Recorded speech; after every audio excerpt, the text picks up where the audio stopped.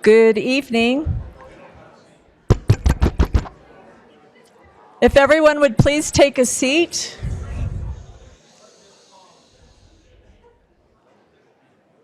I will call to order the Planning Commission hearing for December 4th, 2019. It is 6:02 p.m. I see we have a very full house tonight, and we will follow certain procedures to conduct the meeting this evening. The items on the agenda that are marked with an asterisk are legislative, and we will make a recommendation on those items to Municipal Council. The items that do not have an asterisk are items that the Planning Commission will make decisions on. We'll begin this evening with a Pledge of Allegiance by Ms. Urquiaga. Please stand. I pledge allegiance to the flag of the United States of America and to the republic for which it stands, one nation, under God, indivisible, with liberty and justice for all. Thank you. All right, and commissioners will conduct roll call, starting with Ms. Urquiaga. Laurie Urquiaga, no conflicts. Russell Phillips, no conflicts. Deborah Jensen, no conflicts. Shannon Ellsworth, no conflicts. Maria Winden, no conflict. Thank you, commissioners. All right, because we have such a large gathering this evening, we do appreciate your participation in the public process. We will be limiting the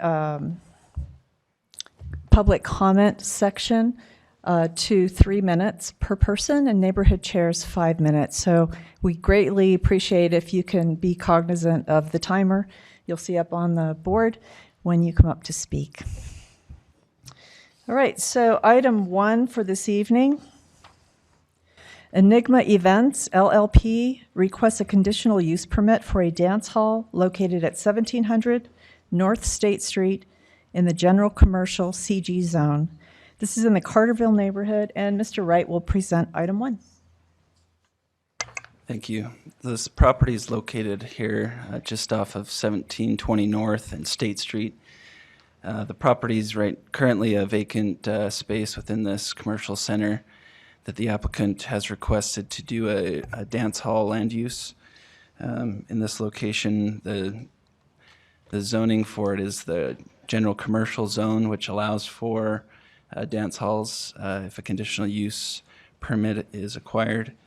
And so that's what the applicant is requesting at this time.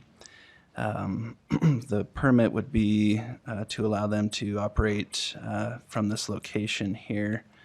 This section of the building is where the dance hall would be located. The parking is one of the requirements that the code standards for dance halls requires, that there's parking available within a close proximity to the dance hall, which this has. It has parking out front that's currently underutilized generally within this with this area, and so with the type of land use that this is, it's primarily going to be utilized in the evenings, and so that when the other uses at this site won't be in operation. And so with that, the applicant has requested, and the code allows the Planning Commission to approve parking that is something different maybe than what the code would require. In this case, the code requires one space per 4 occupants based off the maximum occupancy of the location. That number is 604 people, which would require 151 parking stalls.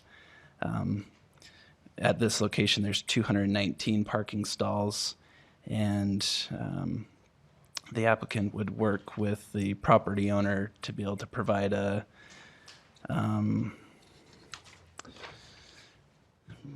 shared parking agreement to be able to utilize those spaces, to have those be made available for those evenings during their events. And so staff feels that there would be, with that allowance from the Planning Commission to allow for that shared parking agreement, that there would be sufficient parking at this location. The code also requires that we look at proximity and if there are schools or 1 or 2 family residential units within a 400-foot area. So we've reviewed that and didn't find that there'd be any issues there for this site. The applicants provided a list in the staff report, in attachment, in the last attachment in the staff report, of how they would plan to meet all the requirements that the code has for this type of use. And staff feels that this would be appropriate use for this location. We did receive a neighborhood concern that we emailed out to you earlier today about the concern for noise and adjacent properties there. There are noise ordinances that they'd have to abide by through this, and so we feel like with its location, it shouldn't have a major impact. And if there are things that are in violation of that, then they would have to come into compliance, and there would be the opportunity to bring the conditional use permit back for further review if there's violations of the ordinance, and potentially have that taken away. On this specific site, if they were to serve food, the city staff has notified them that there's not sufficient grease traps in the site. So one of the conditions in the staff recommendation for approval would be that there's no food preparation unless they install and get approval from the city for a grease trap. I can go over some of the other recommendations for approval here. That would be one, that the copy of the shared parking agreement from the property owners provided to staff, outlining the number of spaces that they could utilize, that they comply with dance hall conditional uses section of the code 1434-370, that the requirements and standards for commercial entertainment business security in 16.15 is followed, and that the hours of operation are followed per code 6.15.060, and then the one I mentioned about the grease trap not being allowed without, or the food preparation not being allowed unless a grease trap is installed. If you have any questions for me, I'd be happy to answer those at this time. Thank you. Commissioners, any questions for Mr. Wright?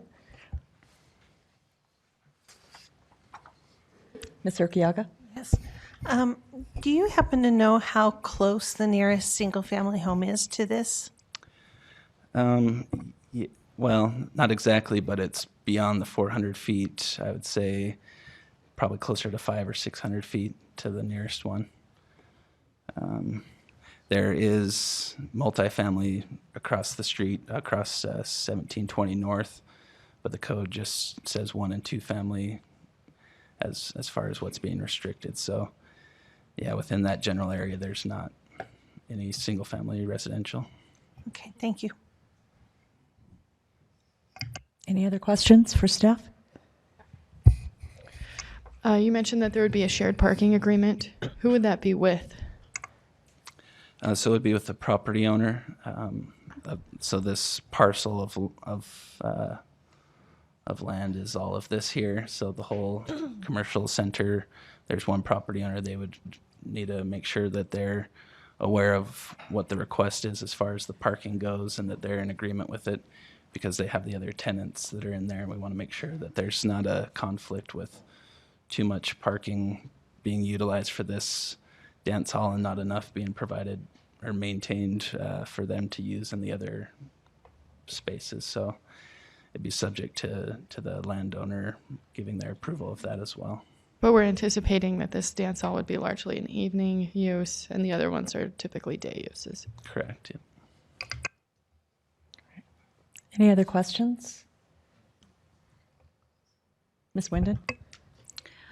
Will extra lighting need to be added to the parking lot for evening parking? Yeah, so they provided a lighting plan for the parking lot. There's what appears to be sufficient lighting. I'm not a lighting expert, but the parking lot is lit currently, and we didn't anticipate that there would be a greater need for that. But I think it could be appropriate to put a condition that if we do receive complaints that there's insufficient lighting, that could be addressed moving forward as well. I think that could. But yeah, there is lighting down that center row of the parking there. Down this row.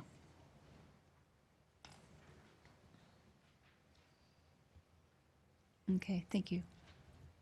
Any other questions for staff? All right, thank you.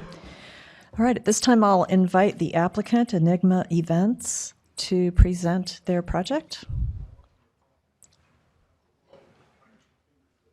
And please state your name for the record. Okay, my name is Chase Bryan, and I'm representing Enigma. So, like Dustin said, and thank you, Dustin, for presenting this information. Enigma is proposing to go in this space, which they're really excited about, and we feel like it's a great use. I'm also representing the landlord on this, and so we've got full support from them on the parking agreement. Like Dustin said, we've had a lighting study done, so we know that there's adequate lighting throughout the parking. It's a very safe environment for people leaving, and then the majority of the use will be in the evening after a lot of the other businesses are closed or the parking's lower. So the other neighbors are aware that this is going in. The demographics and the community that Enigma Events focuses on it frequents this center often, and so we feel like there's great synergy, and we hope all the businesses continue to succeed in this center. So I'm available for questions. I'm not sure if you guys need more from me or specifics. Can you tell me what you anticipate the operating hours to be? Yeah, so operating hours are 11 in the morning. They start setting up events till typically midnight. On Fridays, they go till 1 a.m. And I also think it's important to note that this is a relocation. It's an existing business in Provo that they've complied with operating hours. They got a great history and track record. They're just relocating for a redevelopment. So the hours of operations are 11 a.m. till midnight or 1 a.m. on Fridays, and that's per the city code as well.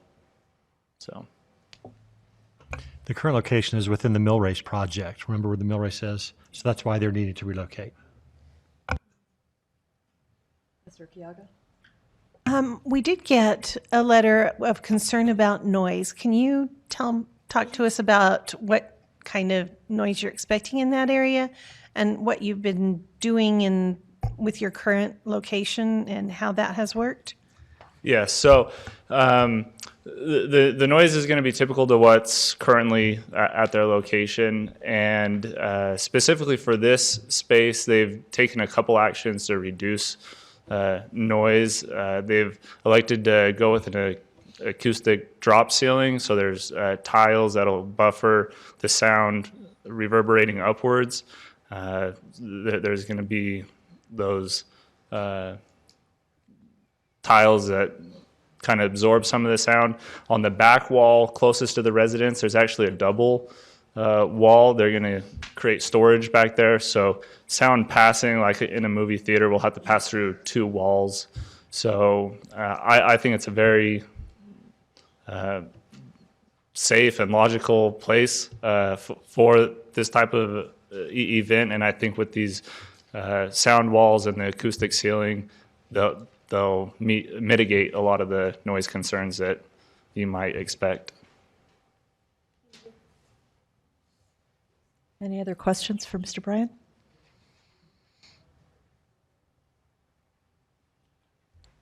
No? All right, thank you. Yeah, thank you.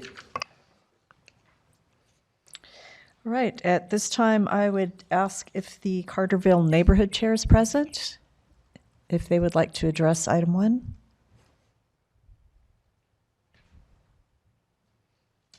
Are there any other neighborhood chairs present who would like to address item 1?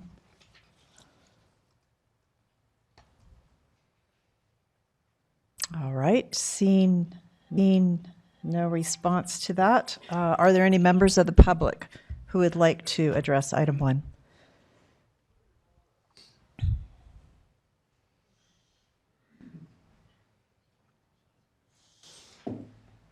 All right, we will close item 1 to public comment and turn it back over to the commissioners for further discussion and/or motion.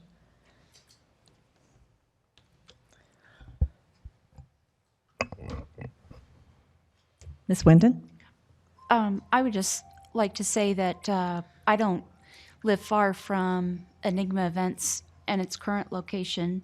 I've driven by many evenings, all different times, and I have not observed a problem with parking, and I have not heard noise, other than perhaps when somebody opens a door or something like that to enter or to exit. And we have a very involved, active neighborhood, and I'm sure that I would hear if it was a problem. And I've never heard any problem with noise or parking or anything like that, so I wouldn't have any qualms about approving this in this location, seeing that especially that it already has a parking lot to handle the parking, and with the measures that they're taking to mitigate any further sound problems that might occur. And so I have no problems with them moving to this new location. Thank you. Any other comments? Ms. Urquiaga? I just want to say that it seems to me like this is a good use of some empty space, and particularly with the student housing that is nearby, could bring a new clientele or some activity. So it seems like a good fit to me. Any other comments? Yeah, I would agree that with the staff recommendations to go along with the conditional use permit, the 5 items that they've outlined in the staff report, that should, and particularly the shared parking agreement and the soundproofing measures, it seems as though it's a very good fit for that location. I'd like to make a motion, Ms. Wyndon? unless there are any other comments from the commission. I propose that we approve item 1 Enigma Events LLP requests a conditional use permit for a dance hall located at 1700 North State Street in the general commercial zone, Carterville neighborhood, and that it include all of the items in the contained in the staff report. Do you want me to enumerate those? Please. Number one, a copy of the shared parking agreement from the property owner is provided to staff for the number of spaces required from the Planning Commission.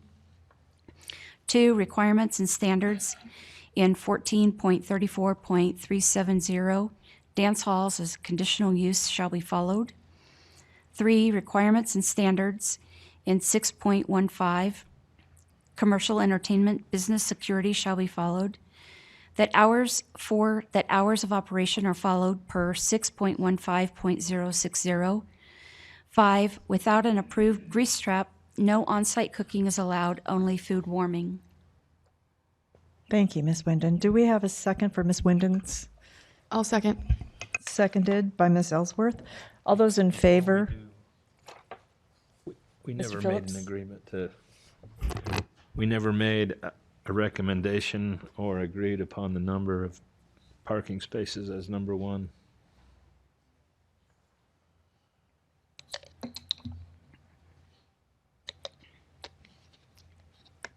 Is there a Would you like to parking- clarify that, staff? Yeah, so based off the max occupancy load, the parking requirement would be 151 parking stalls.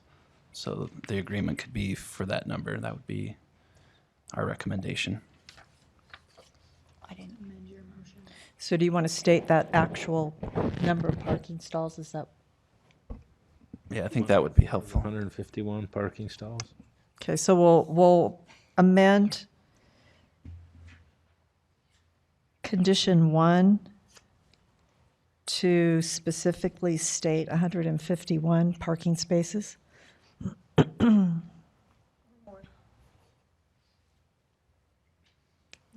Okay, do I need to restate it? I think we're fine. Okay. Okay, so do we have a second for item 1? I'll second. Seconded by Ms. Ellsworth. All those in favor of approving item 1 as so stated? Aye. Any opposed? All right, that's unanimous. Item 1 is approved.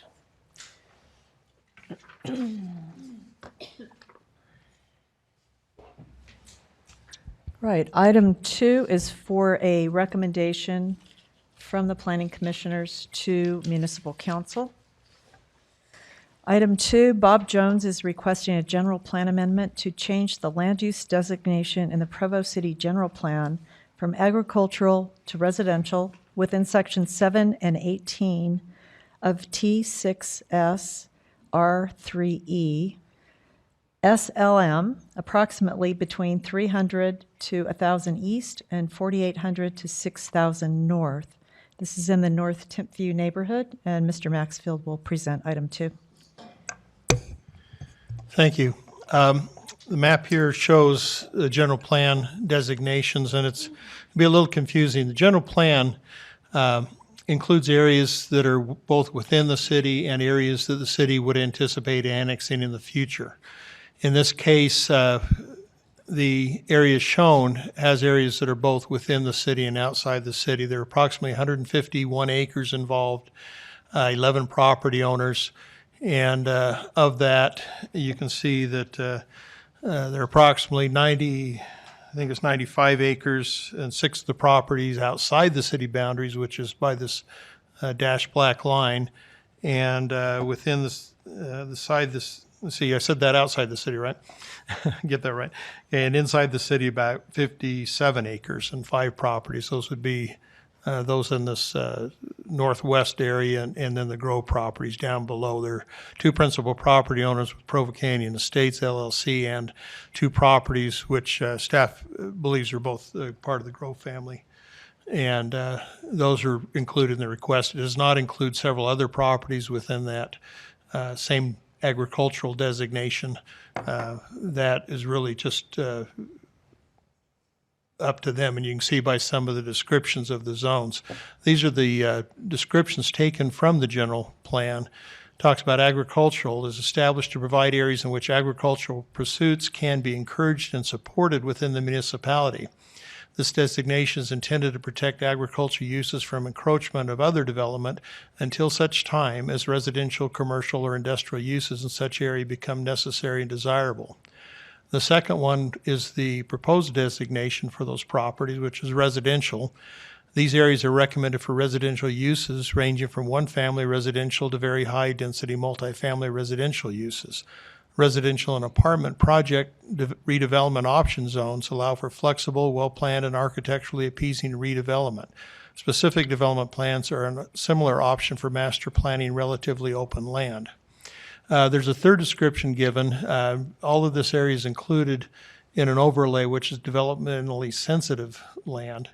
And there's no proposal to change that, but that designation is basically, this designation serves as a flag to put prospective purchasers, land developers, and city representatives on notice that there may be physical limitations or hazards associated with development of these lands. One of the important things to understand tonight is the actual request for this area is just for the general plan amendment. Does not involve the annexation of the area nor the rezoning or approval of the development for the site. We have included the development proposal that is associated with this, so there's a context to the discussion. But nothing is being presented toward approval of those items. This gives a breakdown of, again, I think these were in your packets, the breakdown of what the site would have.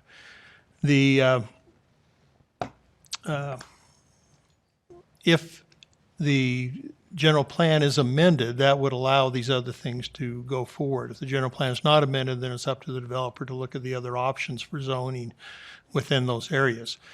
Zoning certainly would be, I think, tied to an actual development proposal in the future. And a lot of those development reviews involve the environmental aspects of the site. The city has numerous environmental reviews that are required for development in these areas. And I think the applicant has even conducted some preliminary studies for that to try and address those. But again, we're not trying to approach those tonight, but rather just discuss the general idea of the land use. And I think at this point, we've anticipated a lot of public participation tonight.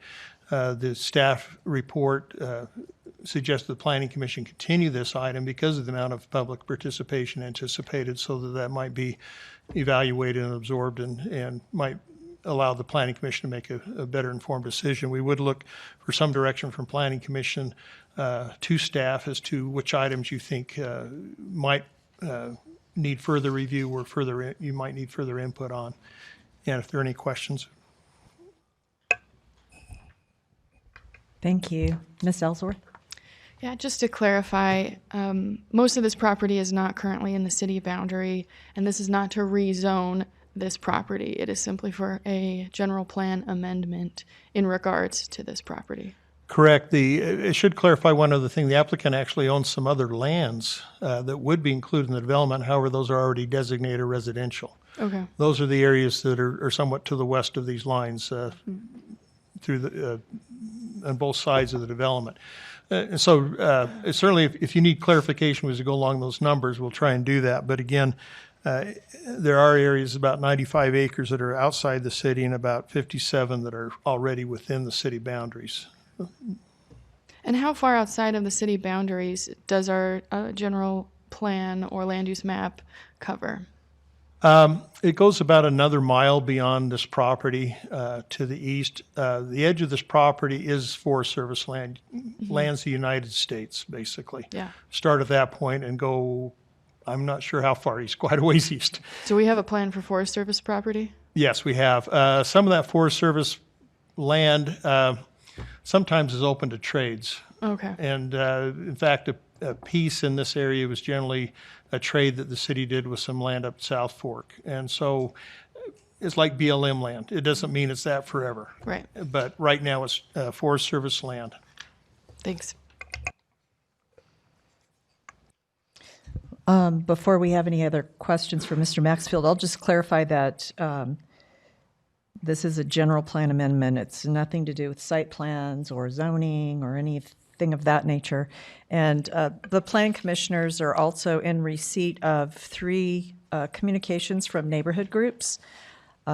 Just to clarify for the record, those were all provided to the planning commissioners earlier today, and we have reviewed those documents as well. Any other questions or comments for staff?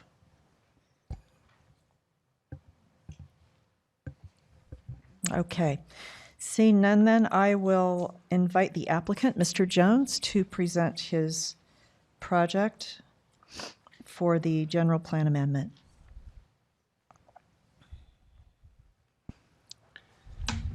I'm Bob Jones, and at my age, it's really good to see that I can still draw a crowd. I don't have a lot to add except for a couple of issues. It's 168.5 acres. There's the Grow properties and a couple of folks from the Smith family and the Leverages who haven't been bought yet, included in that 168.5. But they're all part of the annexation petition that we've already submitted to the city and put on hold for a little bit. Now, the properties that are in Utah County and not in the city boundaries are zoned for 3 units an acre. We'd expect for that zoning to come with our annexation. We have, and that's about an R110, which is in all the meetings that we've been to, not everybody, but most people have stated we don't want anything above an R110, and that's what we're zoned for in the county. I brought a copy of that language with me, and I've had it approved or looked at and said that it's accurate by the planning staff here in the city. There's a lot of infrastructure involved in this site. We're willing to install that infrastructure at no cost to the city, ever. We'd like to utilize a vehicle called a PID, which is a public infrastructure district, where the city doesn't have to guarantee the bond, but they do have to assign us a tax district. But we're willing to do all of that work up front or in concert with the development so that all the things that need to be done can be done ahead of time. We had our first meeting with the neighborhood folks in May.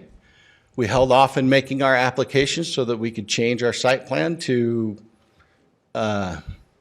do as much as we could to make the neighborhood feel better about what we were doing. Obviously, there's still a couple of folks that aren't really crazy about it, but the point is that it's privately owned property. It's not under contract, we own it. It's zoned for use. We took the use that it's zoned for and we're proposing half of that.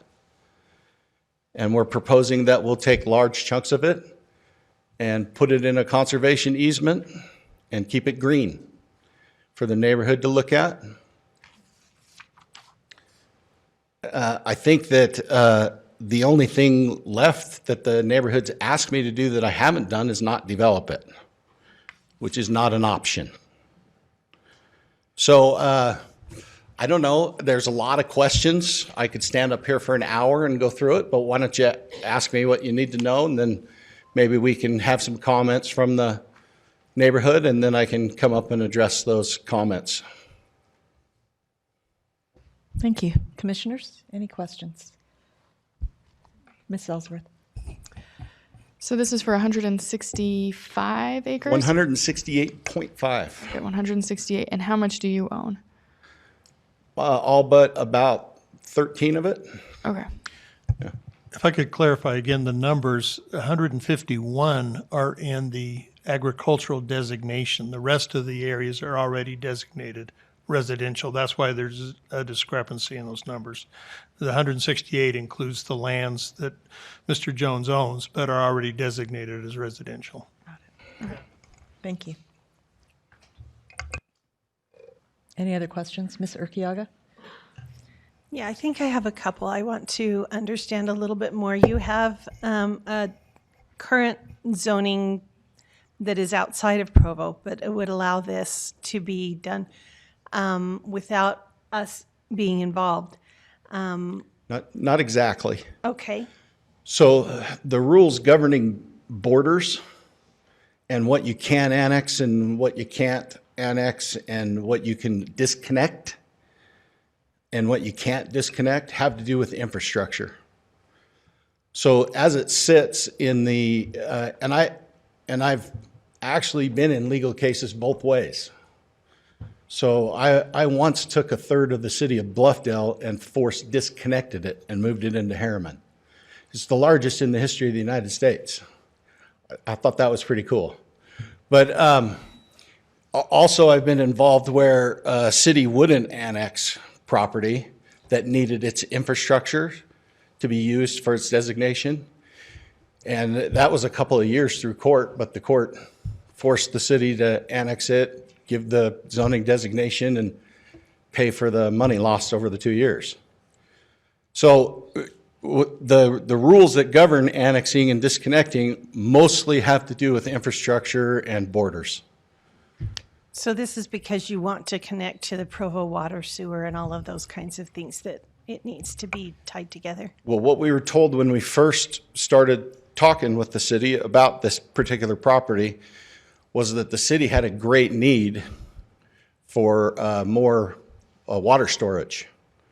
And in fact, they had a plan drawn for it on this property. And that they told me and my lender's representative that if we were willing to come in and put 2 million gallons of water tanks in at a certain elevation, that the city would applaud and be thrilled to have us. And so that's why we embarked on the deal, and we're happy to put the 2 million gallons of water tanks in.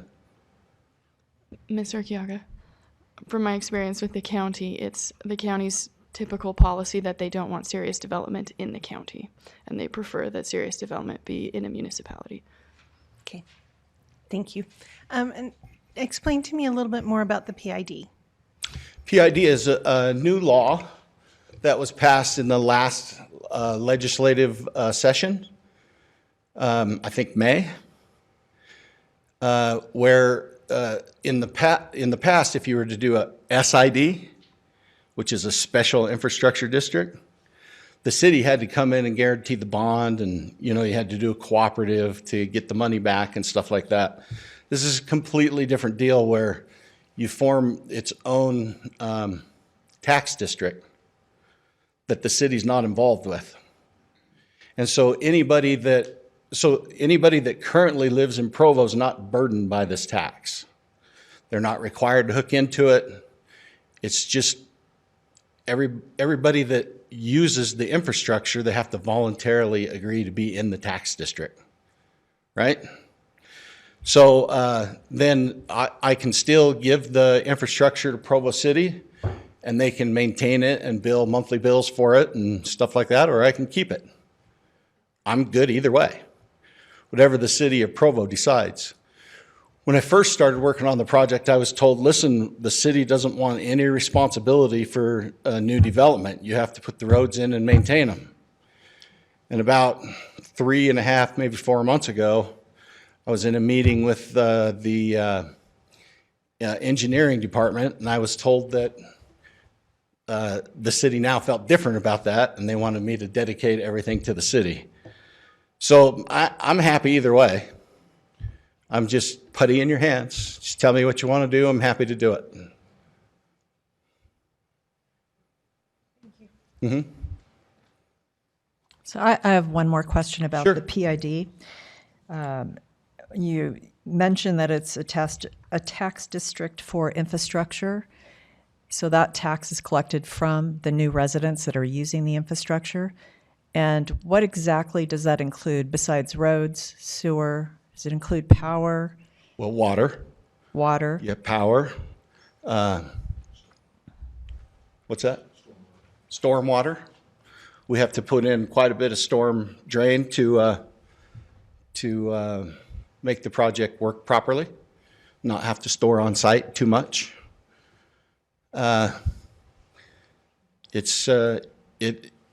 It covers the main things that you need to live. Yeah, so sewer, water, electricity, gas.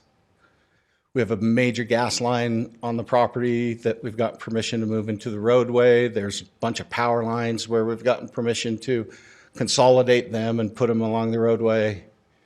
We've done a lot of work. Now, I actually, when I made this application, I actually attached what we're calling a supplemental application, which was 333 pages long.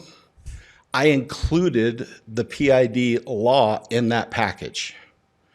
And if you'd like, I can get you a copy of it, but the city already has it. It's been used a couple of times now. It's a new concept, and you gotta have some guts to do it. But we happen to have the wherewithal to get that done. Also, there was a lot of questions as to, I think that most people didn't believe that we could meet the requirements. So the big deal was getting the 2 access points and getting the road, everything under a 15% grade. Well, we killed that. We got everything under a 12%, which just shocked everybody. But it's by strategically buying the right properties that we were able to do that. So, and my partner is an engineer, it's Corey Walker right here. And Corey worked really hard on that. So in the supplemental package, we have a fully engineered site plan for you, which you're happy to review. It's got all the utility placements, the storm drain profiles, the street profiles, everything. But we were able to get the 2 access points, the 12% ratios and under on all the roads. Everything that anybody anticipated would possibly need to be done. We've been to hundreds of meetings and we've met everything except not developing it, which is not an option. Thank you. Sure. Any other questions? All right, thank you very much. Thank you. All right, at this time, I will open it up to public comment, beginning with the neighborhood chairs within this area. North Tempview neighborhood chair.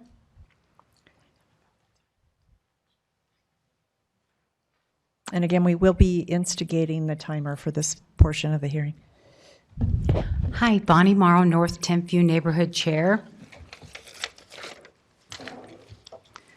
North Tempview held, as required by City Code, a neighborhood meeting on October 29th, 2019. The meeting was held at Legacy Village on University Avenue. The purpose of this meeting was to discuss and learn about the proposed Terra project, the Terra Housing Project development on North Canyon Road that you see there. Approximately 80 people attended this meeting, and there were questions that were asked to the developer, Bob Jones, and also we had survey sheets that Provo City provided for us to be filled out after the meeting concluded, and I have copies of these. These were the survey sheets, and this is the packet. Council received all of this packet. Council received a box with all of it in there. Planning Commission received Planning and Zoning received a box, and the neighborhood coordinator received a box, and I hold a box. These sheets were developed by neighborhood chairs and then approved by council, and so this is what we used. 3x5 cards were handed out. These are the actual questions that they wrote. These were also photocopied in every packet and handed to every section in the city that required them. The survey response sheets were collected by Mike Rohn, the Northeast Area Chair. He's over all of the chairs of the Northeast area. And Dave Rosen, who was the River Bottoms Chair. Not every person that attended filled out a survey sheet. I also noticed that some people did not put their names on the survey. I did have several people call me after the meeting that mentioned that they did not want to be identified due to conflicting opinions in the neighborhood. I have found that there are more than several people that are in support of the housing project, although they do have reservations about it and how it will be implemented and are concerned that the developer might not be able to perform as promised. I also have a group that is against the Terra housing project and feel that the ground would better be left undeveloped. And you can look at the survey responses. Some individuals like the open spaces and do not want to see the mountainside developed. There are neighbors next to the project that are worried about their property access rights if the development goes through. And these are very real concerns as far as the access rights for the existing property owners that are around there that Bob Jones talked about. And planning and zoning will deal with that. There are also several neighbors that are undecided. If you refer in the packet to Appendix C, in the packet that was handed out tonight, they've listed that from the meeting, the pros and the cons, and that is distributed for the public to read as also. So since this packet is so extensive. The meeting was very orderly, and all questions were answered during the meeting by the developer. And we had several people from the city representing the city there also. Great, thank you. Any questions, commissioners? Ms. Ellsworth? I'm sorry, were the results of the survey consolidated? They're on packet C. If you look at Appendix C, they're consolidated in your packet. Any other questions? Great, thank you. Thank you. Are there any other neighborhood chairs present who would like to address item 2?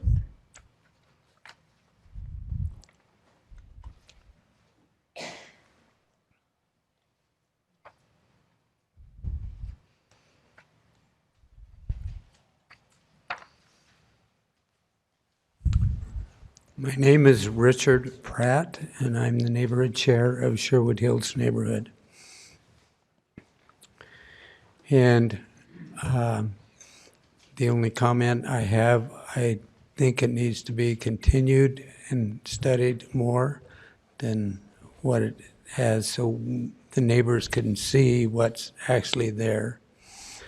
And that's my only comment. I've had comments from other people in the neighborhood, and as you can see, there's a lot of people here that are interested. Great, thank you, Mr. Pratt.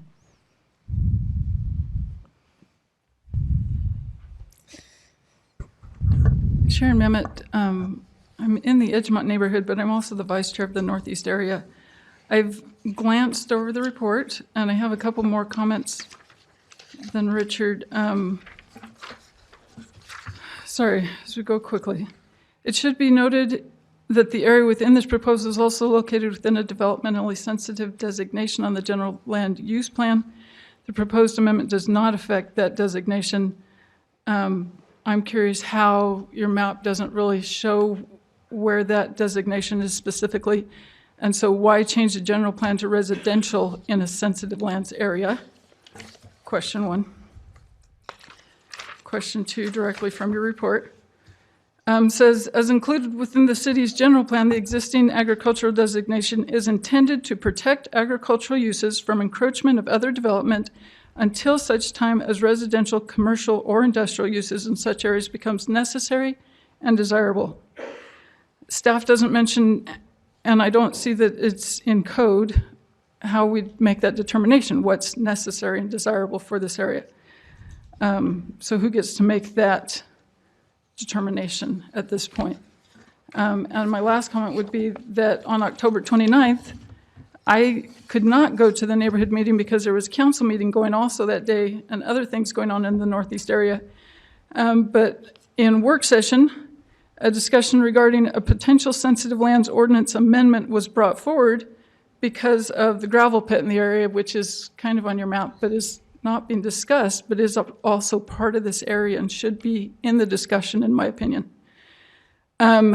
And at that time, a motion to move forward with developing a draft of an ordinance that inspired by or drawn from the best elements of the FCAUS Salt Lakes County Foothills and Canyons Overlay Zone for the council to look at in the future, and also Planning Commission, and to move forward with creating a neighborhood plan was approved at that time. And I haven't seen that we've moved that direction. I would request at this time that you continue this item as the city and staff move forward to create a Northeast area plan and specifically a neighborhood plan for this area. Thank you.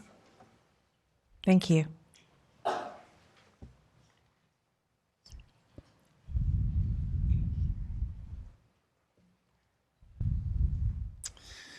Hi, I'm Dave Rosen. I'm the River Bottoms Neighborhood Chair, and I may be one of the first people that Bob talked to about this project, as it was part of this project was part of the River Bottoms at that point in time, as we looked at the project and saw that it was going to involve a great deal of the North Timpview area.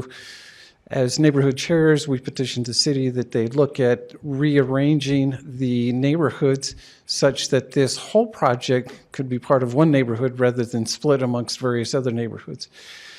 I have found Mr. Jones to be one who has constantly sought the opinion of the public. He sought out the River Bottoms in the first, and then he sought others. One of the issues that I've seen, I've attended various meetings on this project, and it started as one thing, it grew to a very large development. It's now shrunk back into a smaller development, more along the original terms that it was originally presented to me as. And that's one of the issues that I think this thing has grown and retracted, and I'm not sure that the public really understands fully all the terms of this development at the time. Mr. Jones has done a great job of looking at the infrastructure with regards to the piece of property that he's trying to develop. However, I believe the city still has some issues that they need to address with regards to the infrastructure of how this is going to feed in and how other developments in this area will then feed into Canyon Road, University Avenue, and other areas that will impact the River Bottoms neighborhood. For those reasons, I feel that this probably should be continued until such time as those issues, both raised by the staff and other concerns, how will this, as an amendment to the general plan, affect the infrastructure of Northeast Provo? And as we receive those answers, then I think we all have a better idea of how to make a better decision. Thank you. Thank you, Mr. Rosen.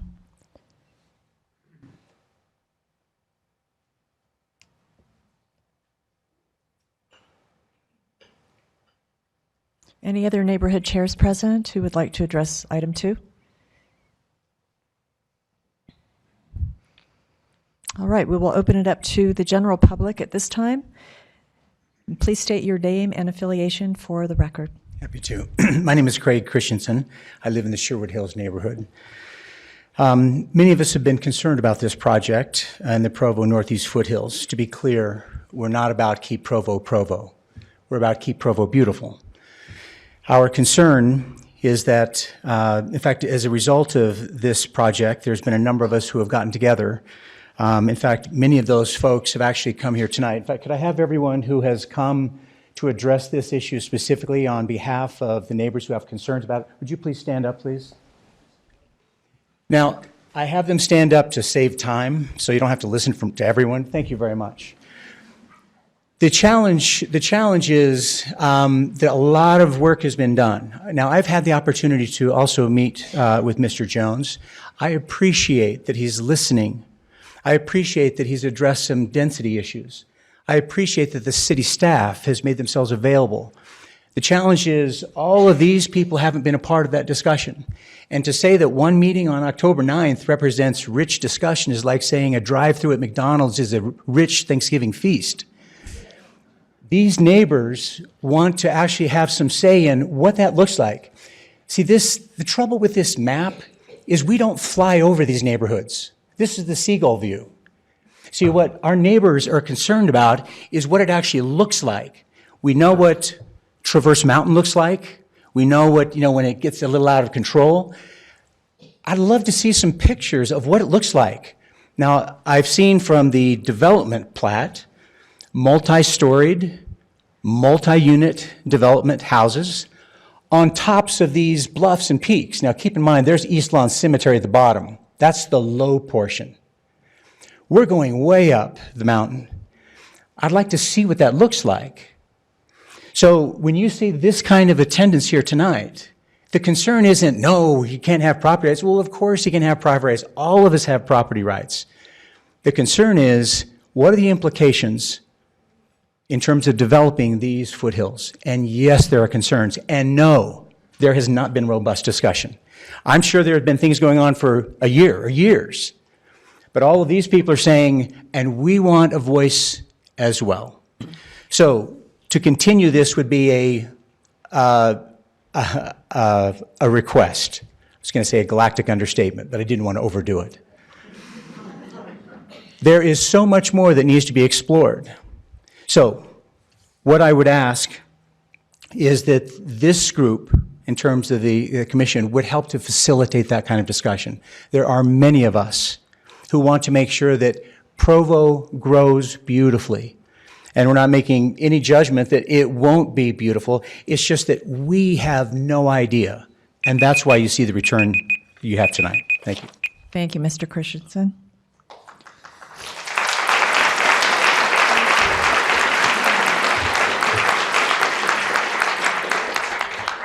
Hi, good evening. My name is Kay Nelson, and I live in the Edgemont area of Provo, and I am part of the Proactive Provo group. Our group is for proactive development. We are for development, not against it. Proactive is a term coined by our very own Provo neighbor, Stephen Covey. Proactive means to take action based on deeply held values. Those deeply held values are responsible, sustainable development that create neighborhoods we can be proud of 5 generations from now. We are asking for a delay on any approval for a change to the general plan in the Northeast area until those on the members of the Foothills Preservation Committee finish their work on a sensitive lands ordinance, and neighbors, with the city's help, can write a neighborhood plan. Please allow the same due diligence and time needed to complete that. Since last May, our group has learned so much about the system and processes in Provo where citizens have a voice. We've held several neighborhood meetings and attended others. We've met with Bill Pepperone, Gary McGinn, and Robert Mills to understand the workings of neighborhoods and how we as citizens can help in the process to create a neighborhood plan for the Northeast area and ultimately all green space and foothills of Provo. We've met with Mr. Jones and members of his group as well as several neighborhood chairs, and we're grateful to Mr. Jones for hearing our concerns and amending the scope of his plans. It's nice to be able to hear each other so reasonable communication can take place. We've talked to Mayor Kafusi, Deputy Mayor Isaac Paxman, current council members and incoming council members, as well as county commissioners Bill Lee, Nathan Ivey, and Tanner Ainge's aide. We've met with those who created the Rock Canyon Conservancy, which now protects the beauty and recreational benefits of Rock Canyon for everyone. We've studied other communities' sensitive land ordinances and studies on the benefits of green space for communities. We've been hard at work. Proactive Provo is building a communications network in 4 neighborhoods in Northeast Provo that will allow us to deliver surveys and gather opinions to create a neighborhood plan so these people have a voice. Gary McGinn and Robert Mills have been very helpful in guiding our efforts. This communications network will get needed information into the hands of invested neighbors. Hundreds of neighbors have given us email and text numbers to participate in the Northeast Neighborhood Plan. Each of the 4 neighborhoods has a leader and street leaders who have volunteered in this effort. We're working with an urban planner to set up an unbiased survey asking residents what they would like to see happen in the foothills and green spaces of Provo. This is a pivotal moment in Provo's history. Decisions to approve this request now without time to educate and gather opinions of residents could change what Provo literally looks like for the rest of time. Thank you for your consideration to delay a change to the general plan, and we appreciate the time and effort that you each put into making Provo a beautiful place for all of us. Thank you.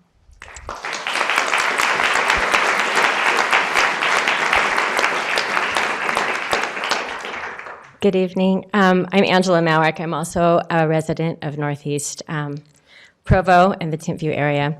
As a neighborhood, we have a vision of creating a solid land use plan for our Northeast neighborhood, as already been stated, for potential development and preservation and protection of our beautiful and valuable green and open agricultural spaces.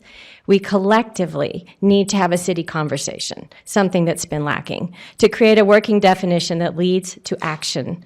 The current proposal has many concern and unanswered questions. Some of them have already been addressed, and for many people in this and other neighborhoods. Unanswered question number one. The plan presented has always been presented in a flat map. Craig has already addressed that. We'd like to know how this is going to impact the city visually. Unanswered question number two. How does 3 4-story townhouse clubhouse style buildings fit into an R110 zone? I understand this is just a conversation about changing zoning, but that's in the plan. Let's think about that. Unanswered question number 3. To our knowledge, there's been no extensive studies of land use impact as required by the city's general land use plan. Any new development within areas of the Provo City General Plan map designation of developmentally sensitive areas will be subject to studies of potential geologic hazards, geotechnical constraints, slopes, and other conditions as required by the city engineer or state geologist. I think that was already quoted. Unanswered question number 4. As we understand from the presented proposal, there may be extensive disturbance to natural drainage ways and compensation made for said disturbances with retention ponds. This needs study and consideration. Natural drainage ways should not be disturbed, as stated in the Provo General Plan. Unanswered question number 5. The issue of the water tank placement has not been made clear. Some of the proposed areas for water tank placement are clearly not possible for a heavy cement truck to access without completely tearing up the mountainside for such access of heavy equipment. This issue of water tank placement needs to be studied. Again, disruption of natural drainage ways and geologic hazards have not been discussed in any public meeting. Unanswered question number 6. We need specific numbers and real numbers for infrastructure fees. So we talk about the PID, but we haven't talked about the consequences for the current residents of Provo Canyon Road who may want to develop on their own property. We'd be included in those fees. We haven't had that discussion. Unanswered question number 7. There are questions to the future access of the current and future trail system. The residents need to have specific information. Have Provo Parks and Rec and the public, they need to be involved in that conversation about public trails and public access.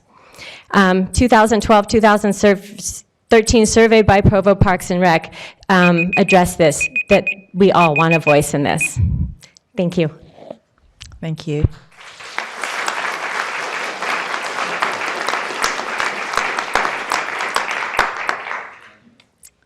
Thank you. I'm just finishing up where it left off. My name is Tamala Blake, and I am also a member of Proactive Provo and live in the Edgemont area. As is noted from all the things that we have mentioned here, these many unanswered questions need addressing and studies created, and hopefully that conversation will be in a public setting, which includes elected city officials, the mayor, private citizens, and city employees, not just individual one-on-one phone calls and meetings. Hence, only a comprehensive neighborhood plan and foothills preservation ordinance in advance of further planning can address answering many of these questions. Recently, Salt Lake County Mayor Jenny Wilson said, "I really think that our mountains and our foothills are the heart and soul of our community." We feel that there is so much untapped potential for Provo City going forward, and now is the time to act and create a solid plan of action that includes development and preservation simultaneously to benefit Provo and its residents and its natural resources for years and years to come. Part of that untapped potential lies in the voices, ingenuity, and know-how of its collective citizenry. We'd like to change and achieve this together. Thank you. Thank you.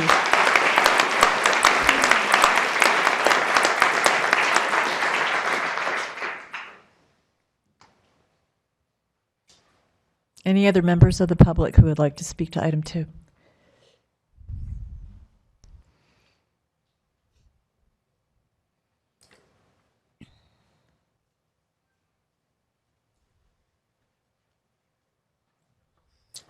My name's Jack Rhodes, and I don't know if anybody else has a home right in the middle of all of this proposal, but other than mine, but yep, it's right there. We've been there 30 years, and it's been a delight. It really has. We've had, and we don't want to leave. But I've also been a developer. I've been involved with big land development in Arizona, California, and here in the state. And I know all the concerns that people have, and it'll always be the same. When I bought that home up there, it was built in the county, and that's why it's up there. But now it's in the city. And I believe in the due process when developing. I have faith in the municipality and all of the ordinances that are there, and I've been through it so many times that I probably don't second guess it like maybe a lot of people that haven't gone through that. But by the time you get to final approval, all of the things that will be shaken out that people are concerned about. And so why would I, sitting up there, nobody else around me, all this open ground, why would I be encouraged about this project? One thing is that I've known during that 30 years that eventually there'll be, how much time do I have? Well, okay. 1 minute. I know that there'll probably be some development up there, and I've actually seen some people take a few stabs at it, but very quickly I realized that the infrastructure was not possible for small guys to come, but one here, and maybe a house up on this piece of property. And when you have that, you have a lot less control of what the foothills are going to look like. To me, this is nirvana with people who have the property, have the wherewithal to take on this whole project. That's great. What do they like? Well, I've done the studying, and I know their background. I know, how I even know the engineers. I know these people, and I didn't know them. They were coming in to do this, but I just happened to know them. But there are a few things you want to look for. If someone is going to do a project that big, then they're the ones that can keep it the way you want it to be. If you have some concerns about it, then you got the greatest thing going, because they'll put the infrastructure in like the city wants. I'm not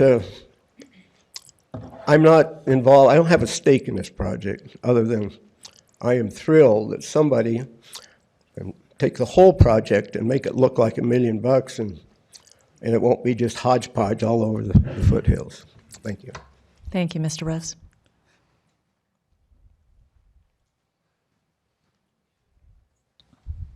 Hi, my name is Danny Dameron. I'm in the Sherwood Hills neighborhood. I appreciate everything that's been said about concerns and things that we're still interested in getting answers to. I just wanted to add one thing to that. As you know, Utah County and Utah struggle with air quality. And we understand that about 48% of the pollution that brings about the inversions that we all struggle with comes from cars. So I would be really interested in hearing what the effect on air quality will be for the proposed development, and how are we going to deal with that? There was a recent Harvard study just last year that showed that even small increases in air pollution over a short period of time lead to increased risk of death for those 65 and older. We have a community that is an aging community, as is most of the United States. So I think that's another concern that needs to be addressed here, is we will all be affected by this development. The air we breathe does not have the boundaries that the map shows. And there is a cost that we will endure for the rest of our lives. So I hope that's another piece of the discussion, is what is this going to do to air quality? I can't imagine it's going to make our air quality better. Thank you. Thank you.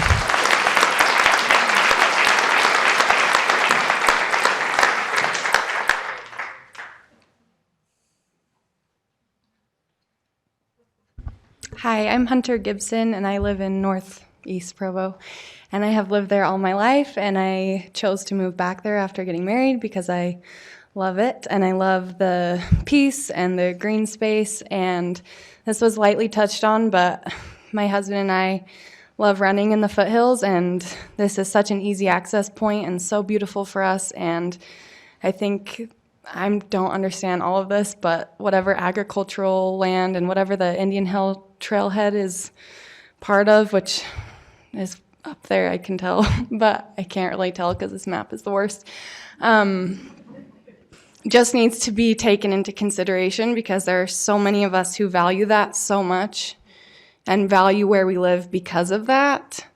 And so I just want you guys to help people like me feel like this isn't going to encroach upon our opportunities to get up into those foothills and appreciate them and run and take our families and spend time appreciating the green space that we have. This is why I don't live south of BYU, where it's just crazy busy. I like the calm peace. So that's all I have to say.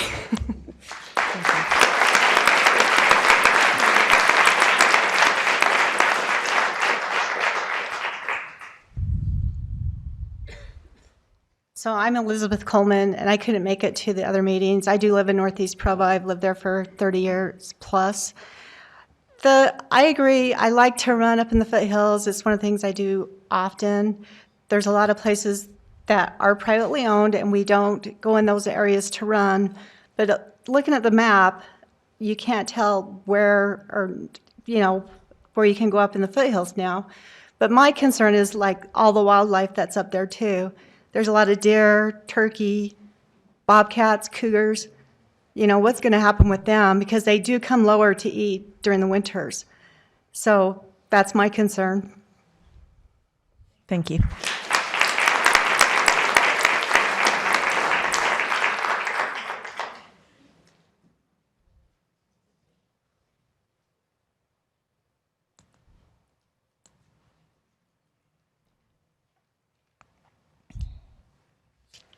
My name is Candace Jacobson. I do live just off Canyon Road, and I would like to talk about Canyon Road. This is already a very fragile road. It's a 2-lane road, and the access is very limited to get on to Canyon Road. Everyone who lives in the northeast quadrant has to use Canyon Road. If you can imagine an additional 800 to 1,000 cars on Canyon Road on BYU game day, you can understand our concern. It's really hard to negotiate during that time, but we don't see any easy solutions to that road. We understand that the developer has no responsibility to that part of the infrastructure. If we think about the development in west of the lake, how many years did it take for us to have a solution to that? He mentioned Harriman. They're still struggling in Harriman to get in and out of Harriman to any place that they have to go. Who is going to take responsibility for the roads? I'd like to know that. And I want to know if eventually it will be the taxpayers who end up paying for the planning and the construction, the development of how we're going to fix Canyon Road so that these people can access their homes and we can access ours. Thank you.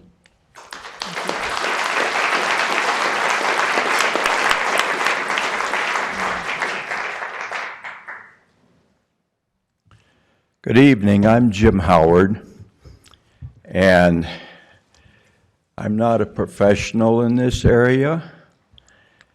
I'm just an old Illinois farmer and a Texas rancher. But for the last 20 years, my wife and I have chosen to live in this neighborhood. In the first sheet that you put up on the board there, it said that to change an agricultural area required a necessity. To me, that means it's necessary for a necessity of change. I, for one, would like to know what that necessity is. The other point that I'd like to make is, in looking at the map that is present now, we have city property, we have county property, adjoined by federal property. How are you going to get those three to come to an agreement? It's kind of like elephants having a relationship. There's a whole lot of stomping, trumpeting, and then it takes over 2 years for anything to happen, if it does. The streets, it was just brought up that that's a major issue. Who is going to own that? Who is going to maintain it? Is it an HOA? And if so, if it goes into default, will the city maintain their part and the county maintain their part? And again, can they agree upon what needs to happen there? Has the city considered an in-depth review of the financial backgrounds of the financial institutions and the owners and their track records in previous situations such as this? Ladies and gentlemen, I think we need to really study this and make sure we don't end up in a financial disaster like Orem did with the Orem Towers on State Street. I thank you for your time. Thank you.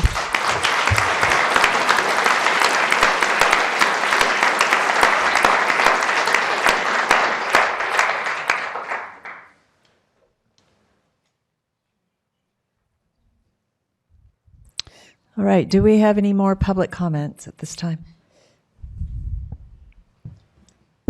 My name's Kissy Watkins, and I live in the northeast part of Provo, North Edgemont.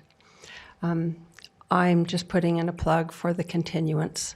One of the things that hasn't been addressed, we just went through a very emotional election over whether the bond for Timpview High School and, what was the element, Dixon, was going to pass or not. This development has so many people in it, this will create another school. And something like that needs to be seriously considered. And this is just another thing on a long list of what these people have been talking about that needs to be looked at, so that Mr. Rhodes implied that all of this will get figured out in the wash. But we have seen cities make terrible mistakes. We've seen Orem make mistakes. I personally think Vineyard has made some terrible mistakes, and so has Draper. And we don't need to make them. And if we plan ahead, which is your job, then we can do this right and not have a tragedy for Provo. Thanks. Thank you.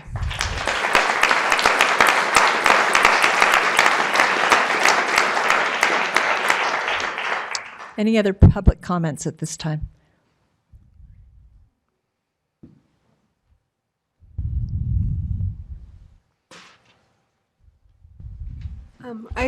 My name is Julie Hollingworth. I live in the Northeast area. I would like to see on this map exactly where he's developing, little highlighted spots, because from what I've heard, he's taken long strips of land that go out into undevelopable areas and called that the space for one spot, which which makes it possible for him to do these high-rise houses in R110 area. And I'm concerned that his zoning that he's asking for isn't appropriate for our needs, and that he's kind of trying to get through the back door of the rules by purchasing so much land in order to develop a lot in just a small space. So I'd like to see that on the map. Thank you. Thank you.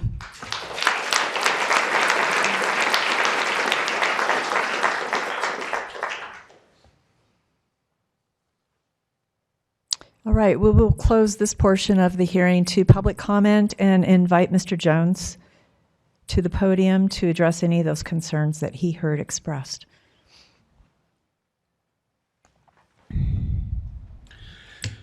Well, I actually enjoyed most of that. I have answers to everything. So at least that's what I tell my kids and my wife, right? First, I'd like to address a sensitive issue, which is the high-rise lie. That was put into the petition along with the idea that this was some kind of resort commercial development. And it's just not true. There are no townhouses.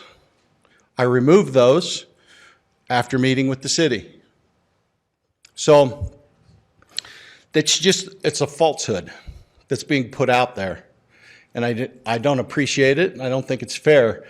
I don't mind voices saying what they feel like they need to say, but I do not appreciate someone putting a falsehood purposely out there.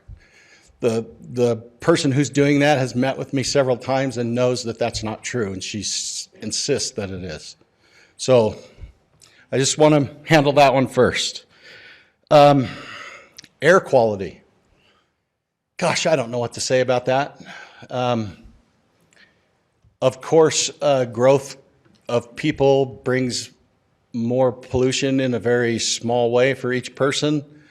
But to say that I can't develop my site for air quality means that nobody could develop anything in the city of Provo for the same reason.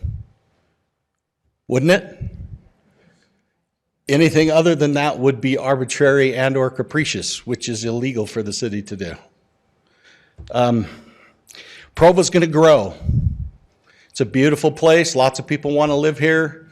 Most of the money leaves Provo City now because there's not adequate housing for them to live in. This is that type of development. The people who want to be in Provo and wind up in Highland, they're going to be living in this subdivision. And it's a nice one. Canyon Road. We have made our offer public that we would pay for the enhancement of Canyon Road. We haven't proposed a design. We believe that that's up to the city to do. But it doesn't require any great study. It's just counting cars. And we think that if Canyon Road was improved to the level of, is it Foothill that comes up the steep slope right by the church and crosses Canyon Road? We feel like if it was developed to that level, that it would be plenty to handle the traffic that's currently there. Now, not on BYU game day, but you can't plan a road system for that 6-time-a-year occurrence.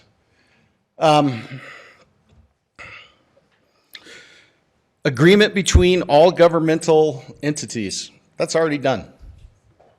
We're not proposing anything that any governmental entity could reasonably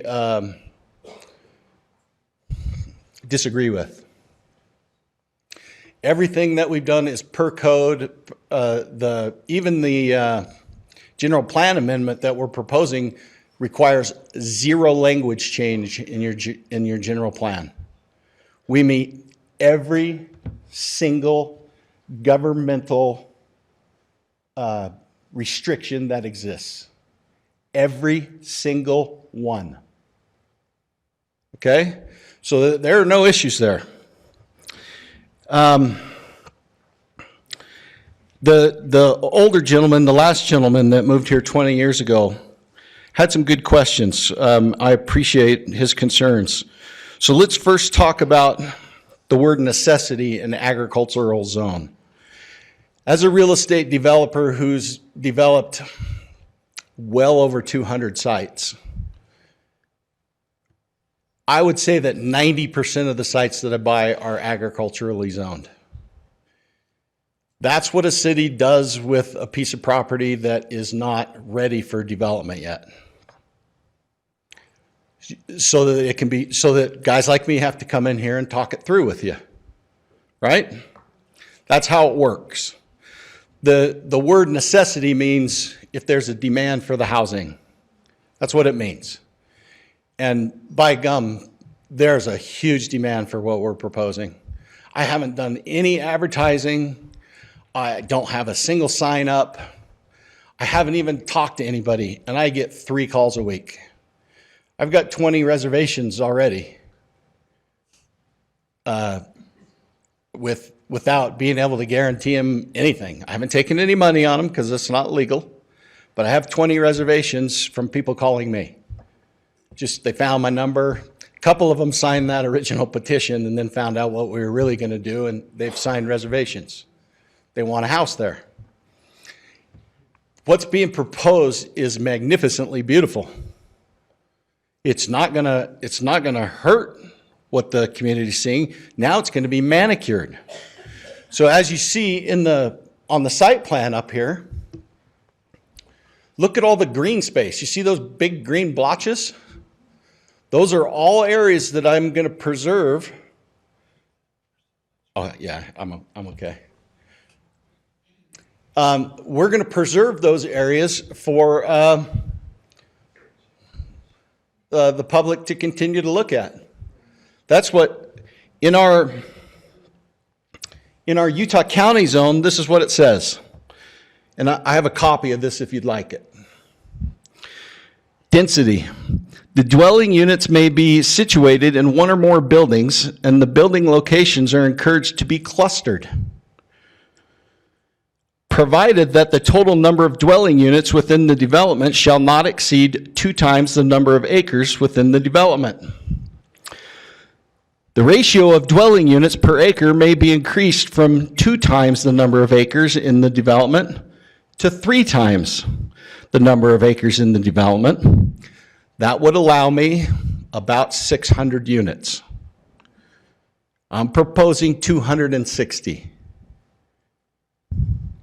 I'm happy to do that to make the neighborhood okay with it. I took out all the townhouses, all the other uses. Okay, 3 times the number of acres in the development by the county commission, if any of the following are provided in the development. The amount of open space is increased from the minimum of 20% of the area of the development to at least 30%. We're just a little over 40% in green space. That's unheard of. Okay? And I'm proposing that I take my density that I'm allowed by this zone and putting that density into a conservation easement so that it can never be developed. Not by me, not by anybody, not by the city, not by anybody. It's my gift to Provo City. I think it's magnanimous. I think Santa Claus is going to treat me really good this year. Okay? So there's 3 issues that I have to meet to get that. One of the 3 I have to meet to get that. I've done that on the first one. Agreed? Right? Okay, number 2. Where the number of moderate income housing units is increased from the minimum of 10% of the total dwelling units to at least 20. I am not doing that. I would have done that with the original plan that I submitted with 486 units. So you kind of have to balance them. Land costs are intense, and on this project, infrastructure is huge. It's $40 million worth of infrastructure just to build this site, right? So if I'm gonna do low-income housing, which I'm okay with, I'll put some apartments there right next to the preserves. They're my buddies, right? But then you have higher densities. I'm allowed higher densities. They don't want higher densities. I'm compromising. Does that make sense? Okay. So that one I haven't. The third one, the open space is open for the use of the general public and provides amenities to the general public, such as a trail that is part of the adopted state or county trail system. Ding, ding, ding. Okay. So right up here on the green space, the top of the screen. Can you use the light? I won't. Sure. Okay, right there. You see the little red lines? That's an interior trail system on our project. And right up there, right corner. Right, further up, the red line. That's the Bonneville Trail. By the way, in the general plan, it states that sensitive lands start east to the Bonneville Trail. Now, we don't mind working as if this were part of the sensitive lands, but it is not by code, even though they have it hatched. Could you show us where that enters and exits to existing roads? I will, in just 1 second, okay? Okay, so the question comes up a lot about the trail systems. Am I doing something wrong? No, but members of the public, we have closed this portion of the hearing to public comment and questions. So if you will please refrain from asking questions. Okay. So the biggest question I get is about the trail systems. We are not altering the trail system as it exists or access to the trail system as it exists in any way. There are 0 changes to the trail system. The only thing that we're doing is up where he had the pointer, we're putting in a little portable hut that we called a yurt once, and everybody went crazy about us having a yurt. That just means that it's movable. And a little pond and a little picnic area with some trees that the public is going to be allowed to use. We'll maintain it. We'll have cameras up there so that we can watch it. We'll have 24-hour security on our site. But we're adding that as another gift to the city of Provo at no cost to Provo City. So based on the regulations that I have in Utah County, I should be able to develop about 630 units on this site. I am voluntarily taking that down to 260. But they have to be a little bit of a nicer product, right? Does that make sense? Where's my applause? All right, thank you. Okay, access points. Okay, that's North Canyon Road. Does everybody know where the Smiths live? Okay, that's the peach trees between both sides of their houses. Yeah, right there. Okay, this over here, left, is North Canyon Road and the Indian Trailhead access. The Indian Trailhead will stay there. We're not using the road to the Indian Trailhead Park. But if the city wants to keep that, that'll be up to the city, right? Does that make sense? So we're making a right turn there and going up around the water tank. Okay, the Trailhead Road is on the other side of the water tank, straight up. Right, yeah, about right there. And Jack Rhodes lives right there. Yeah. Okay, does that make sense? Is everybody following? Okay, so we provided. Right there. Left. Okay, a little more left to the blue spot.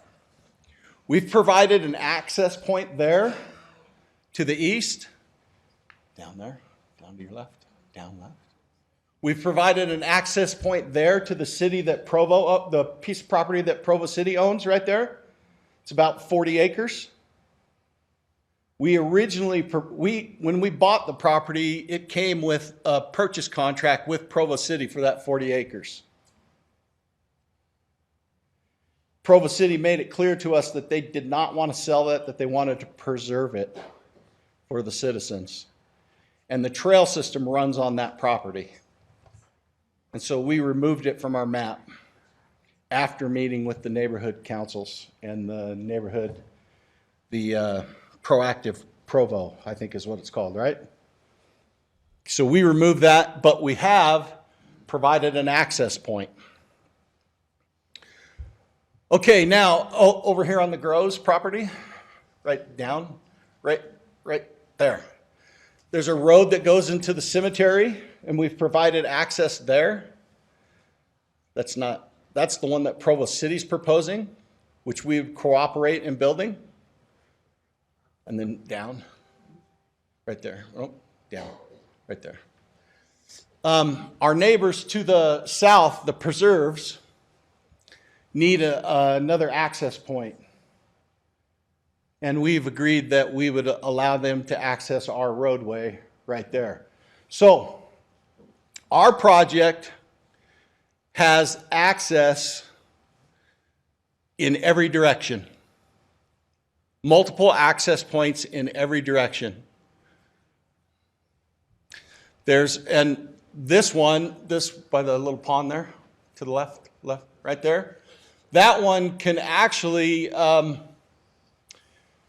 coordinate with an access point up to the Forest Service land and still meet the ratios. Everything that we've designed meets all the ratio requirements. So we feel like we're pretty cool for doing that. And the staff can tell you how hard we worked at it. And that's the reason why it's changed a little bit, because of how hard we worked at it. When we first went in to the city with our original proposal, which was smaller, it was 69 acres. We were meeting with Mr. Pepperoni and Mr. McGinn, and Bill said to us, hey, have you talked with the neighbors? You know, you might be able to get better access. I said, no, but I plan to. And he says, why don't you do that first? I'd already met with Mr. Rosen. And I just started going and knocking on doors. That's how I met Jack and the Smiths. Apparently the Smiths had been trying to sell their property for 7 or 8 years, and nobody could put it all together. So as I talked with them and asked them, hey, why don't you let us build our road through here? And that'll make your property more sellable. And the Smiths said to me, well, why don't you buy our property? I said, it's too expensive, you know? But give me that road access and the value will kind of come up for you and you can probably sell it. Well, we had probably 30 meetings with the Smiths, some of them 6 hours long, and got to know their family. They're heckin' nice people. And we wound up purchasing their property. We first put it under contract with an option for 5 years, but we've paid them already. They should be pretty happy with us. I know that a couple of them went out and bought condos in St. George the day after the closing, so I think they were pretty happy too. So that's how it's because of Mr. Pepperoni's suggestion that we visit with the neighbors that the project has grown. And no, he doesn't get a piece. He doesn't get a piece of the action. Okay, so I've shown the access points, study, and a neighborhood plan. We've already done that. That's how this came, that's why it's taken us a year to get it to this point. We've done all of the studies. The natural drainage is in great shape. You see the little blue ponds all over the place? Those are temporary storages.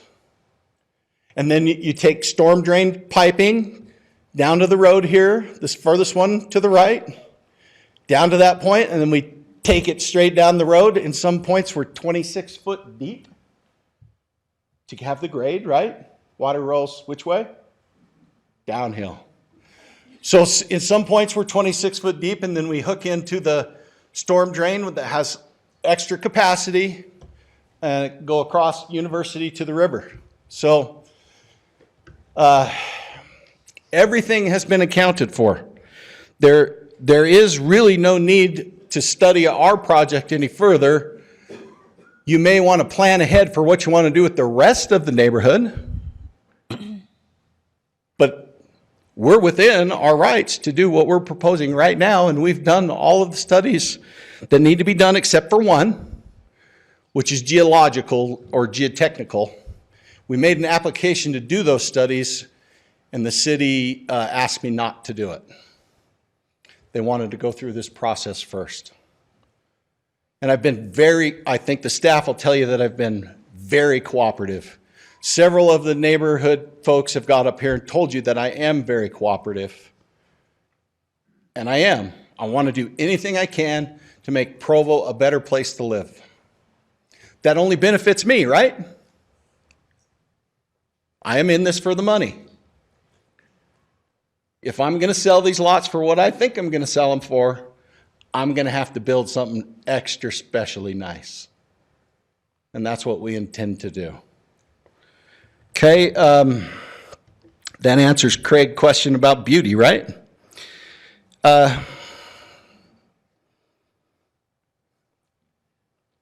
Kay is obviously a very intelligent lady, and I'd like to meet with her and answer any questions that may not be answered tonight. But she has declined to do that, or someone who's representing their group has declined to meet with me personally. I'm available any day, anytime. My number's published. They all have it. All they got to do is call me. I'll come meet with them. I'll show them all the studies. These things, drainage, road widths, access points, they're just basically mathematical. And if anything develops to the east, they're not likely going to access the road system across my property, even though we've provided the access points. They're most likely going to access on the highway that goes up to Heber, the Provo Canyon Road. It's a more natural slope and a better access point for them. So if anything develops to the east, in my opinion, that's probably where they'll access. I don't know what you'll do about the left turning. You might have to put a light in there. I don't know.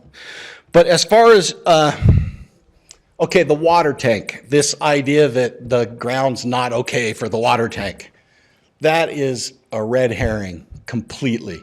It's not true. There's no fact basis for it. It's just to scare people. I actually did a little research and found that there hasn't been a water tank failure that's been built in the last 70 years. All these things about testing and building to code, there is absolutely no question that every single test that needs to be done will be done, and that every single thing that meets code will be done, and that Provo City will be over our shoulder, as they should be, every step of the way. You have a great staff of engineers. I've enjoyed my time greatly with those professionals, particularly Bill and Brian and David Day have been very helpful, have spent hours and hours with me to help me understand what the city needs. And we are willing to give it at no cost ever to a single current citizen of the city of Provo unless they go to develop their property and need to access the infrastructure that we paid for. That's fair, isn't it? Right? So nobody that has a house in Provo right now that doesn't make any changes to it is ever going to be taxed for what I'm doing. Not one penny. I've provided you the law. It's in your packages. Please read it. Seek legal advice. What I'm saying is true. All you've got to do is assign me the PID. That's it. It's that simple. You're done. And then the city gets to monitor everything that we do. Natural drainage, trail system, air quality, Canyon Road agreement. the high-rise lie. Do you have any questions for me? Thank you. Ms. Wyndon, did you have a question? I did have a question. The green space that's located at the back of your development, you said that you would be providing manicured green space. Question was raised about, well, several people raised questions about the loss of natural, the natural vegetation and the look of the foothills and wildlife that they enjoy. When you say manicured, what precisely do you mean? And would it maintain the look of the foothills? Would it the wild nature, the natural look of the foothills? What are you talking about when you say manicured? That's a great question. There are a couple things that we have to take into consideration. The first being fire safety. So it's the city's requirements that are going to cause us to keep it a little greener than it naturally is, right? So we don't want dead brush close to housing, correct? So when I say manicured, I mean cared for, watered. We want to keep as much of the scrub oak as we can. The city has requirements that it can only be within a certain distance to the road or to any housing. We'll follow those. The fire chief asked us if we would sprinkle the houses for fire. We have no problem with that. But we want to leave it in as natural of a state as we can and meet those fire safety requirements. Excuse me, what do you mean sprinkle the houses for fire? You know, a sprinkler system inside the house, right? Now, the houses that get built will have manicured yards, all cared for by the HOA, but each one will be a little different. The owners will get to pick their own stuff, right? But as far as the natural look of the area goes, I think we're going to do a great job. But of course, the city will need to approve our final landscaping plan, right? We're not expecting it's going to look like a golf course, if that's what you had in mind when he said manicured. That's not what we're thinking. Thanks for the help, Bill. Okay, I didn't understand that's what you were. Yeah, it won't look like a golf course.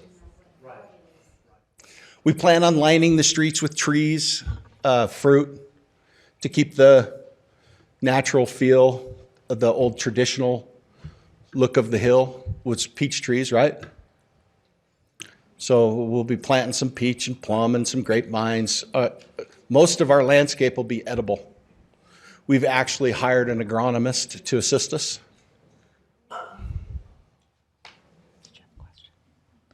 Ms. Ellsworth? Yes, will this development be fenced? Yes. We won't have a gate on the roads, but along the boundaries of the lots, there'll be fencing, so all the way around, right? Now, there won't be fencing up on our easterly portion that we're inviting the public to share with our residents. That won't be fenced. Okay. But there will be fences at the backs of the lots there. Okay. Thank you. Any other questions for Mr. Jones, commissioners? Right.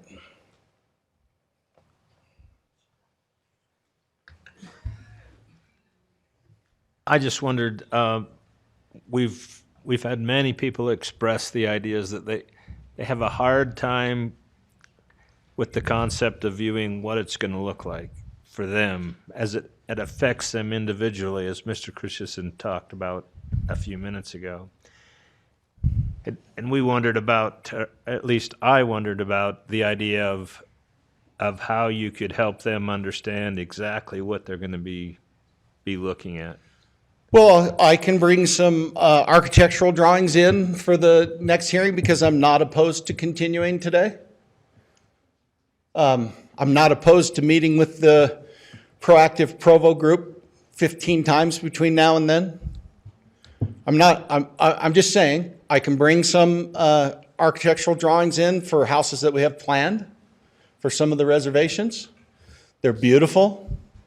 Some simple 3D stuff would be I have would three. be easy. I have 3D. I also have a 3D of the roadway on how it lays in the hillside.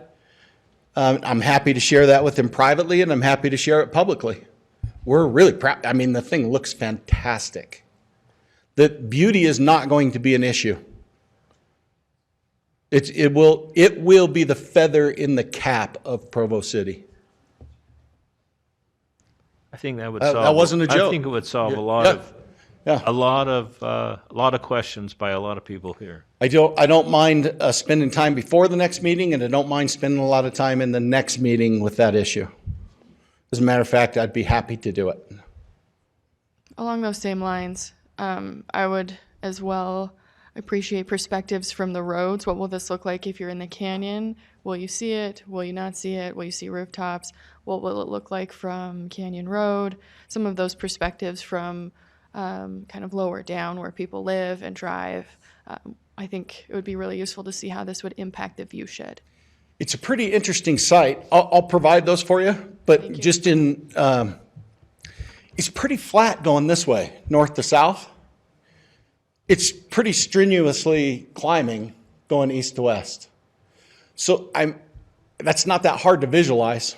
So if I'm up in in what we call the Larry H. Miller lot, because he's the only guy that could have afforded it, right? You're going to see rooftops going down, and you'll be able to see it from just about anywhere in Provo City. I mean, it has a view of the whole, all the way to Salt Lake and all the way across the lake and all the way past BYU. It's got a view of everything. Of course, you'll be able to see it, but it's not a 4-story high-rise building. It's a home. So I don't think I can give you a perspective from every angle, but if you stand down on North Canyon Road, you can't see that any of that's developable. But if you go, the first thing I did was I took the neighborhood chairs up in razors and showed them how, if you're going north to south, it's really pretty flat and pretty easily developable. So if that gives you any kind of perspective, that's how it's kind of shelved, right? That's how it works, and we'll try and illustrate that for you. The 3D on the roadway shows you a bit of that.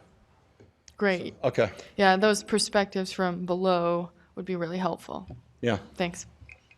Yeah, I think what you're hearing from the two commissioners so far is that pictures or anything that will help visualize the potential development would be most helpful in informing both the commissioners and the general public. I'm hearing you. I'll get it done. Thank you. Mm-hmm. Any other questions, commissioners? Mr. Phillips, did you have a question? No, I do for engineering when we get. Great. Thank you so much. My engineer's here, if you want to ask him. No, I want to talk to the city engineering. Okay. Thank you. Is that it? Thank you. All right.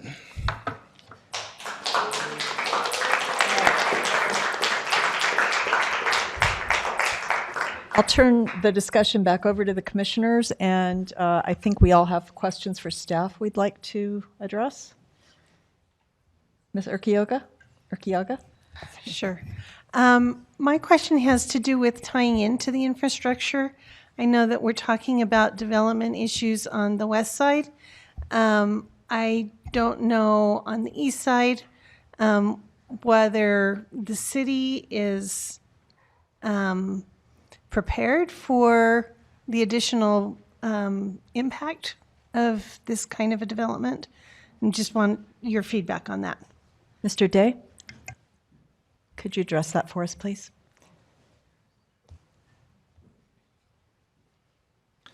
Yes, David Day with Public Works.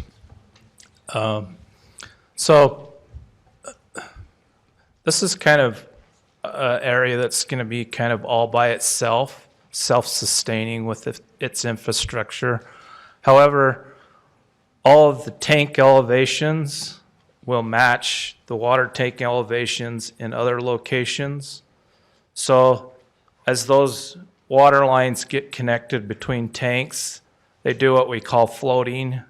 So one tank can help another tank, and they float between each other. So it really is good from that perspective to provide redundancy in our water system. So all of the other utilities would connect to existing infrastructure. I'm curious, sewage treatment, those kinds of things that we know is almost at capacity already?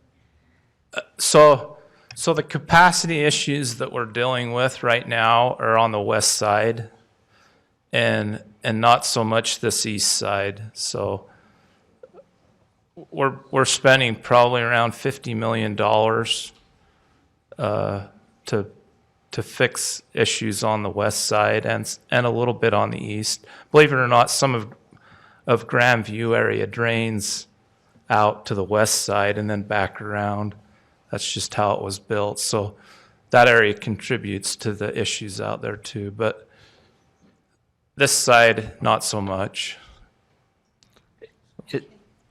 Is this side going to go? I mean, I can't remember from my head exactly where the main sewer lines run through the city, but we had some real problems right in the city area that they were right at capacity before, and so this development has to come. We have an 8-inch sewer main in Canyon Road, and then we have a larger, I think it's a 24-inch down in University Avenue. So we haven't got that far along, since this is more of a concept plan with doing those type of details. But from our concept look, we feel like we can handle the capacity for whatever would be developed by 260 units. When you consider 260 units, put that in perspective with some of the higher density stuff that we've recently approved in the downtown area. So like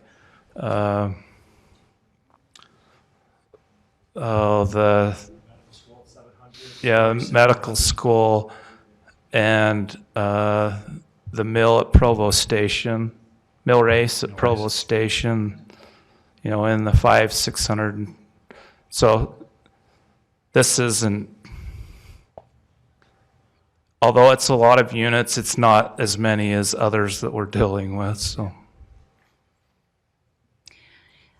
Ms. Wendon? Yeah, Mr. Day, have you had a chance to look at, this was brought up during the meeting, the natural drainage and whether or not that will be impacted negatively by this project? Yeah, so for these type of discussions, general plan, concept plan level, we don't get into really tight details like that, but we would try to maintain drainages. However, when you do build, you have to control that drainage because you've got houses that are at stake at that point. So if you remember, Buckley Draw burned a few years back. We went in and built a big berm in back of the houses up there in case of a mudslide. Well, that year a mudslide did come, and that big berm basin area diverted all the mud right where we wanted it to go. So those type of precautions would be looked at with every one of these natural drainages, and they would be required to show what they're going to do to funnel that drainage to a proper location away from homes. And so all of those would be dealt with in a more of a final design. Right. Thank you. We would look at it conceptually and say, yeah, that conceptually that's kind of the idea, but then we get down to the real details later on. Any other questions for Mr. Day? Thank you. I have one question for staff that was addressed by some of the public comment, and it pertains to making a change to the general plan. What is necessary and desirable? What would be your trigger criteria? A need for housing was mentioned. Sort of the justification or the thinking behind a change to the general plan in this particular case. And we'll provide that. What we're basically go through the goals and policies is the general plan to see those that, you know, would address. Housing is one of those, even though a lot of our emphasis recently has been on moderate income housing. There are also needs for other types of housing in the city. And but we would go through the general plan and pull those out so you could see the relationships. Great, thank you. Any other questions for staff? Ms. Ellsworth? Yeah, what kind of, what do our ordinances say about the wildland-urban interface? We don't have an urban wildland interface ordinance. The fire department is working on one right now. A year ago, in meetings with Mr. Jones, this issue was brought up. They're familiar with those ordinances in other jurisdictions and have said that they are willing to live by those ordinances, even though we don't have them on our books yet. That's some of the things that he was referring to about fire safety, and you know, you want to thin out enough of the vegetation to make things safe for wildfire. On the other hand, introducing too much water onto a hillside has its own set of problems. So it's a very careful balance of those two things. Okay. We actually provided case studies of other hillside developments for the fire department and planning for those two issues. And another question, there was an ordinance or a proposal for an ordinance that would address excavation and the replacement or mitigation of excavation. Is that right? So recently there was an amendment made to Title 15 regarding grading. And before they got any permits for grading, they'd have to adhere to that. Okay. I don't think it would be problematic for what they're trying to do as in terms of meeting what the city would need them to do. I don't see a problem with that. Okay, thanks. Any other questions, commissioners? I'll turn it back over to you for further discussion. Thoughts, comments?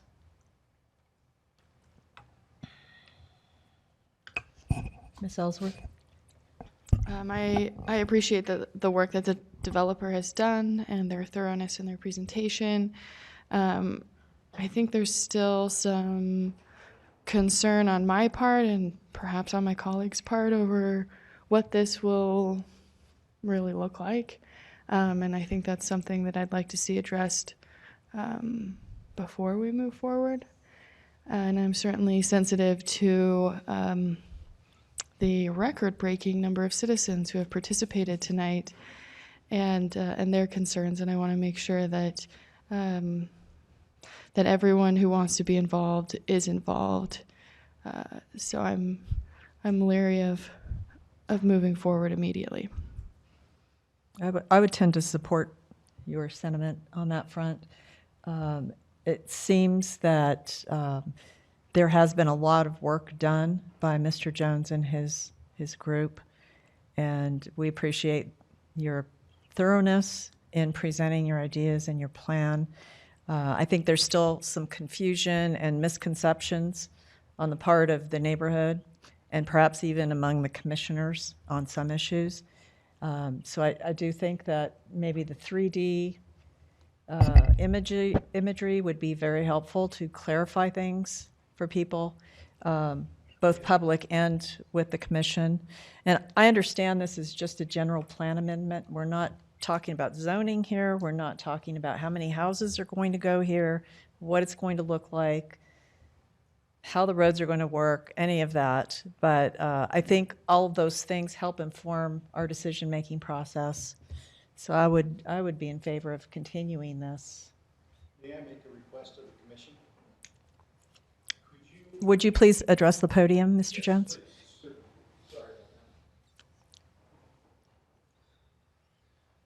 about If there are areas of confusion other than the way that it looks, would you mind giving me a list of those so that I could address them directly and with backup information in the next meeting?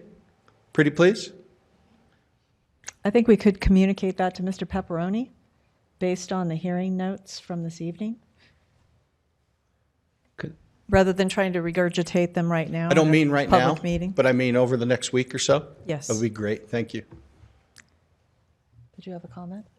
My comment was that perhaps the neighborhood chairs could bring their concerns as well, and then Mr. Jones could find a way to meet with them and explain that thing in their own meetings before. That's a good point. And have good intermingling dialogue and see if I can fix more things with the project. I'm sincere about that. Anybody who's worked with me knows that I am sincere. Any other comments, commissioners? No, I'm ready to make a motion. Ms. Winden? Can I add one thing? Yes. It looks like this is a pretty significant project in our community and that it would affect a lot of citizens. So I hope that everyone involved would be really collaborative and sincere when they are participating in this process. Excellent point. I would agree, and I would say before I make a motion, I would just like to commend both parties, Mr. Jones and all of the neighbors who came out and who very civilly aired their concerns. Very appreciative of that. Sometimes our meetings aren't quite so civil, and I very much appreciate that. And I have no doubt that that y'all be able to get together and be able to share your concerns both ways and be able to come up with solutions that I think will satisfy everybody. So I look forward to meeting with y'all again once you've been able to meet. So having said that, I like to make a motion that we continue item number 2. Bob Jones is requesting a general plan amendment to change the land use designation in the Provo City General Plan from agricultural to residential within sections 7 and 18 of T6S R3E SLM, approximately between 300 to 1,000 east and 4,800 to 6,000 north in the North Timpview neighborhood. Thank you, Ms. Winden. Do we want to select a date for the continuance at this Staff time? would recommend you continue it until we're ready to go rather than a specific date. At this time, we have a number of items that are Okay. going to be coming, and since we've only had one meeting Great, thank last you. month and this month. So. Do we have a second for Ms. Winden's motion? A second. Seconded by Mr. Phillips. All those in favor of continuing item 2?